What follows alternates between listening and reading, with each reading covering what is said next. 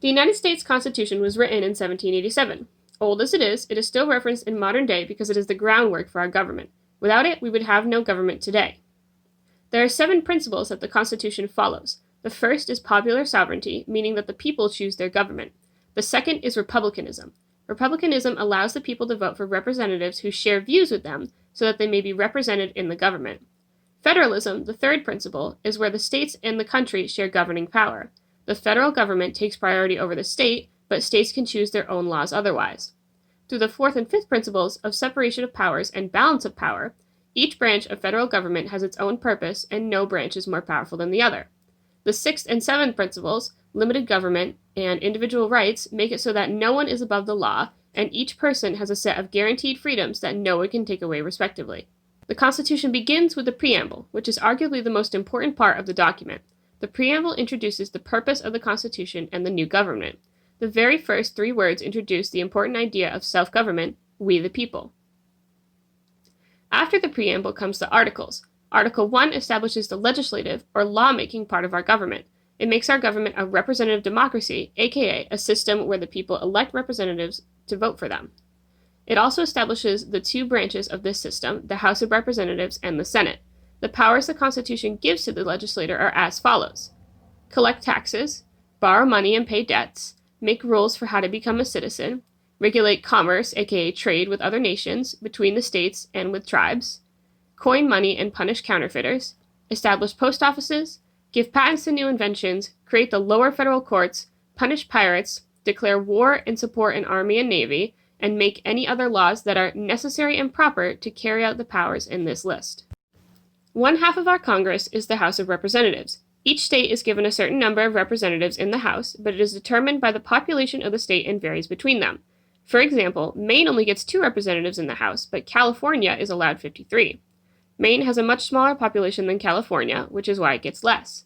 The term length for a representative in the House is 2 years. The other half of our Congress is the Senate. Unlike the House of Representatives, each state is only given 2 senators that serve 6-year terms. This means there are always 100 senators in the Senate. Article 2 describes the executive branch, led by the president and tasked to carry out the laws created by the legislator. This article also explains the qualifications to be president, how a president is elected through the Electoral College, punishments for presidents who abuse their power, and the powers of this executive branch. The powers of the president are as follows: act as commander-in-chief of the armed forces, maintain a cabinet which runs the 15 executive departments, grant pardons and postpone punishments, negotiate treaties with other nations and represent the United States, appoint ambassadors, Supreme Court judges, federal court judges, and cabinet members, make a State of Union address to Congress, and make sure laws are executed properly. Article 3 establishes the judicial branch. The judicial branch interprets laws and decides whether they have been properly followed in certain cases. It creates the Supreme Court as well as permits Congress to create other federal courts underneath the Supreme Court. It also guarantees a trial by jury and explains the crime of treason. Article 4 makes it so that the states have the power to create their own laws and explains how states should interact with each other. Article 5 states that the Constitution can be amended or changed. Article 6 makes it so that if a state law conflicts with a federal law, the federal government will always win. Article 7 states that the Constitution could not be used until 9 of 13 states had approved it.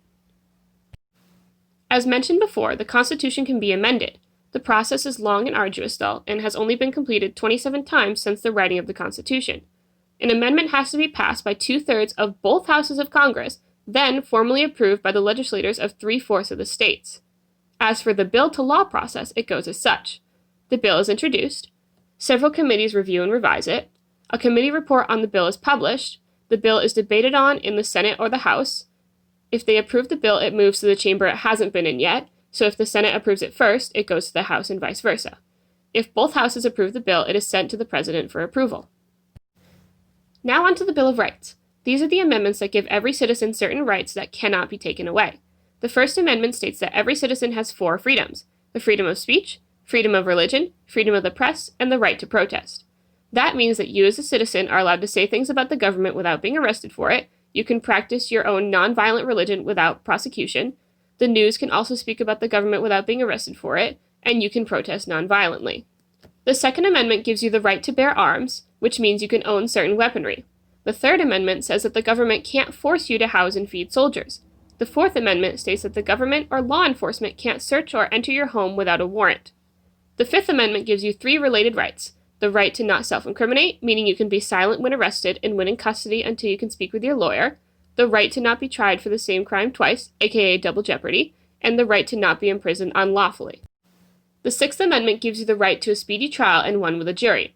The Seventh extends the right to trial by jury in certain civil disputes, and the Eighth prohibits excessive fines or bails as well as cruel and unusual punishment.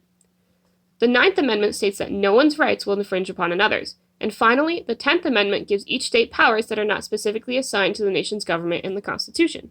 As you can see, the Constitution is incredibly important and still very relevant today. It's important to learn about it because it establishes the government you as a citizen live under and your rights. You should now know just about everything you need to know about your rights and your government.